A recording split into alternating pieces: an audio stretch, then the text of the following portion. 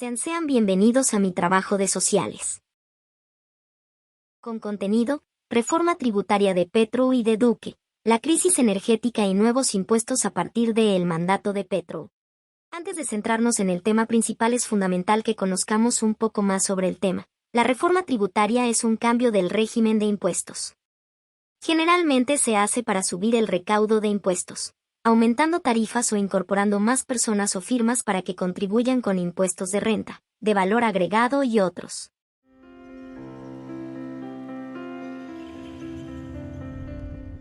Hay una nueva reforma tributaria en Colombia, siguiendo la tradición de hacer una cada año y medio. Y más allá de los detalles, a todos nos convendría entender un poco mejor el panorama general.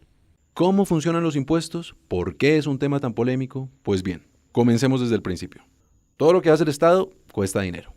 No importa si estamos hablando de construir un parque u ofrecer educación pública, el hecho es que el Estado necesita recursos para funcionar. Nosotros, los ciudadanos, financiamos al Estado a través de impuestos y eso nos permite disfrutar los beneficios de iniciativas a gran escala. Algunos hacen aportes grandes y otros hacen aportes pequeños. ¿Se entiende? Bueno, porque la cosa se complica. En teoría, las acciones del Estado benefician directa o indirectamente a los ciudadanos. Y no debería molestarnos pagar impuestos, pero no nos digamos mentiras. Como su nombre lo indica, los impuestos son una imposición. Si nos gustara financiar al Estado, todo ese dinero se podría recoger a punta de donaciones. Algunos dirán que los ciudadanos no vemos más allá de nuestras narices. Otros dirán que el Estado no genera confianza cuando de utilizar los recursos públicos se trata. Pero lo cierto es que el Estado y los ciudadanos juegan al gato y al ratón apenas se menciona este tema. Por otro lado, la economía es un sistema dinámico. Eso quiere decir que pequeños cambios pueden causar consecuencias enormes porque el sistema es muy sensible. Reforma tributaria de Duque 2021. El proyecto tenía como objetivos principales ampliar la base de recaudación tributaria, evitar que la deuda colombiana genere la pérdida de más puntos en las calificaciones de riesgo internacionales, institucionalizar la renta básica y crear un fondo para la conservación ambiental. La reforma fiscal originalmente buscaba recaudar 23,4 billones de pesos, 6,294 millones de dólares americanos, equivalente a un 2% del PIB. Uno de los puntos más polémicos era la idea de cobrar impuesto a la renta a personas que ganen un sueldo mensual de más de 663 dólares americanos, en un país donde el salario mínimo es de 234 dólares americanos. La ley proponía, además, imponer el cobro del impuesto del valor agregado, IVA, que en Colombia llega a un 19%, a productos de consumo básico como los servicios públicos, agua, luz y gas, servicios funerarios, objetos electrónicos como computadores, y otros rubros hasta ahora exentos. Para los críticos del proyecto, la respuesta al incremento de los gastos no debía buscarse con más impuestos sobre la clase media colombiana. Reforma tributaria de Petro 2022. El pasado lunes 26 de septiembre, el ministro de Hacienda, José Antonio Ocampo, reveló los cambios que se realizaron en la reunión de ponentes del proyecto de la reforma tributaria. Los precios de los alimentos ultraprocesados, los combustibles y los impuestos al patrimonio fueron algunos de los temas que se tocaron durante la Asamblea del Congreso. Estamos viendo cuál es el efecto total. Va a ser menos de 25 billones de pesos.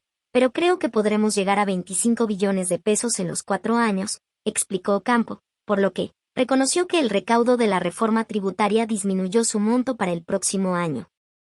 Además, señaló que, pese a los cambios, aún está la meta de llegar a los 50 billones de pesos anuales.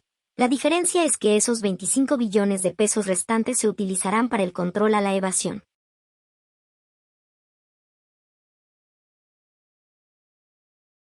Pública. A primera hora del día lunes fue radicada la reforma tributaria, ya está en manos del Congreso y durante toda la semana se habló de grandes diferencias que hay entre la reforma de Carrasquilla, del gobierno de Iván Duque y la nueva reforma del presidente Petro. Que la diferencia de la propuesta anterior son dos cosas. Primero, que se concentra en aumentar los impuestos a las personas naturales, a los individuos más ricos, tratando de hacer una mayor equidad tributaria, una mayor redistribución. Pero el elemento que tal vez no se atendió de lo que se había sugerido por varios informes y varios analistas es una reducción paulatina de la tasa de tributación de las empresas, que en Colombia es muy alta relativa a muchos países del mundo y a países similares. La principal diferencia de la reforma es hacia qué clase social va dirigida. También la reforma de Carrasquilla pretendía aumentar los precios de la canasta familiar, mientras la de Gustavo Petro solo impondrá un IVA a los alimentos ultraprocesados. Los ciudadanos de clase media ven con buenos ojos esta reforma debido a que ellos manifiestan que los que más ganan deben pagar aún más. Estoy de acuerdo con puntos, por ejemplo, de gravar las pensiones altas, especialmente ojalá que le graben las de los congresistas, porque ellos son los que más presentan exenciones para que les rebajen los impuestos. Entonces, uno que es un trabajador de clase media tributa a veces más que lo que tributan las personas con altos ingresos. Estoy súper en acuerdo que le suban impuesto a los productos azucarados, creo que eso ayuda a que la canasta familiar baje un 100%, porque la verdad están los precios súper elevados. Durante esta semana se realizó la asamblea de la ANDI, donde el presidente Gustavo Petro y el ministro José Antonio Campo escucharon a los empresarios y así socializaron los beneficios de la nueva reforma tributaria.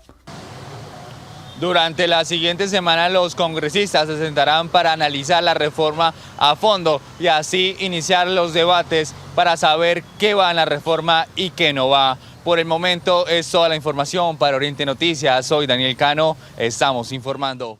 Crisis energética. Una crisis energética se produce cuando se demanda mucha más energía de la que se produce y, como consecuencia, se disparan los precios y quemar combustibles fósiles mata más que una guerra, aunque de una forma más indirecta y tortuosa. En comparación, tirar bombas sobre la población civil parece casi un ejercicio de transparencia política.